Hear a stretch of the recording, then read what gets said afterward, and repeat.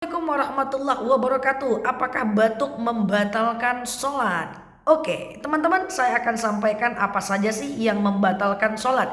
Yang pertama adalah keluarnya hadas. Artinya, kalau batuknya mengeluarkan pipis misalnya, maka batal. Bukan karena batuknya, tapi karena pipisnya. Mohon maaf ya. Atau kita bersin misalnya, dengan bersin tersebut maka kita mengeluarkan cairan di antara kubul dubur atau di antara keduanya, maka batal bukan karena bersinnya tapi karena hadas najisnya misalnya ya. Atau misalnya kita batuk sampai keluar kentut ya, saya mohon maaf ya, biar kita paham nih, maka batal bukan karena batuknya tapi karena kentutnya. So kalau batuk doang atau bersin aja tanpa mengeluarkan hadas ya, maka dia tidak batal. Yang kedua, batal sholat kita kalau kita ngomong pakai bahasa Indonesia. Makanya sering saya sampaikan bahwa sholat tidak boleh pakai bahasa Indonesia, yang boleh cuma niatnya saja, karena seluruh batang tubuh dari sholat adalah bahasa Arab. Yang ketiga, batal sholat kita kalau seandainya kita membelakangi kiblat. Jadi misalnya kita sholat nih, tahu-tahu ternyata kiblat kita ke sono bukan ke sini gitu ya. Maka saya anjurkan untuk mengulang kembali sholatnya, karena sholat yang tidak menghadap kiblat tidaklah sah. Kemudian yang keempat, batal sholat kita kalau kita seandainya meninggalkan rukun sholat. Misalnya Al-Fatihahnya ketinggalan, maka batal sholatnya dalam keadaan sendiri. Tapi kalau dalam keadaan berjamaah, maka ada imam yang berfungsi menggantikan bacaan dan rukun kita yang tertinggal. Oke? Yang kelima, batal sholat kita kalau makan dan minum. Saya belum pernah lihat orang sholat makan dan minum gitu ya. Atau sholat ada permen karet di dalam mulutnya, maka jelas sholatnya adalah batal. Yang keenam, batal sholatnya kalau nampak auratnya. Jadi bagi teman-teman, sorry to say, saya mohon maaf, saya sering sampaikan, usahakan sholat pakai mukena yang tidak transparan. Sekarang banyak banget model mukena. Ada yang modelnya transparan ya, sehingga di dalam kita pakai daster atau pakai kausan doang, nampak lehernya, batal sholatnya. Atau kita pakai mukena yang parasut tapi nggak pakai anak kerudung, atau tak pakai pakaian sempurna di dalamnya, maka keluar rambutnya, maka batal sholatnya. Atau kita lagi sholat tahu-tahu mukenanya kena kipas angin, langsung terbang ya sampai 3 meter misalnya gitu ya. Nampak ketika kelihatan auratnya, maka batal sholatnya. Maka hati-hati dengan mukena ya.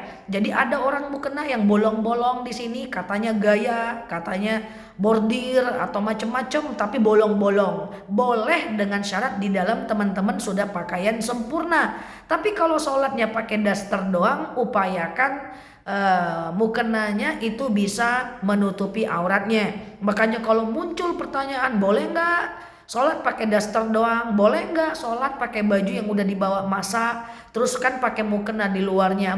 Boleh saja selagi menutupi auratnya ya, dan selagi tidak terkena hadas. Oh kan sholat itu pakai pakaian yang sempurna, yang terbaik ya, maka pakailah mukena yang paling baik.